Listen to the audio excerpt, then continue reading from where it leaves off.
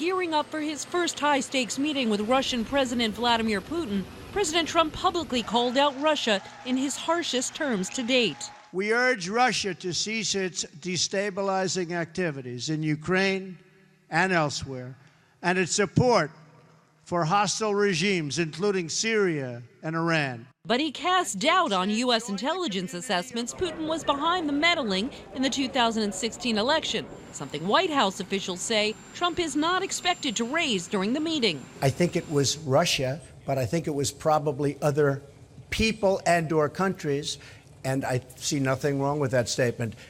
Nobody really knows. On the eve of the sit-down, Putin is showing he isn't planning to make things easy for Trump, praising the success of the G20 in a German newspaper, but slamming U.S. trade policies as, quote, protectionism, and U.S. sanctions as doomed to fail. He also voiced support for the Paris Climate Accord, which Trump pulled out of, calling it, quote, a reliable international legal framework.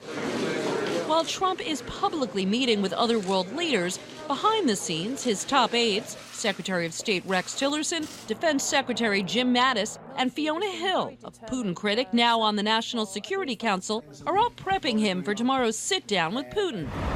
It's the most anticipated of his 9 meetings on the sidelines of the G20 summit. The president is studying a large binder of material for all those meetings, but for Putin and Russia, aides say he's only been given a few pages of material, written in one-sentence talking points to keep the president focused. We're at the very beginning, and I would say at this point, it's difficult to say exactly what Russia's intentions are in this relationship, and I think that's the most important part of this meeting, is to have a good exchange between President Trump and President Putin over what they both see as the nature of this relationship between our two countries. And in a statement, Secretary Tillerson offering the only clues so far as to what the leaders will discuss on Syria, writing, quote, the United States and Russia certainly have unresolved differences on a number of issues, but we have the potential to appropriately coordinate in Syria in order to produce stability and serve our mutual security interests.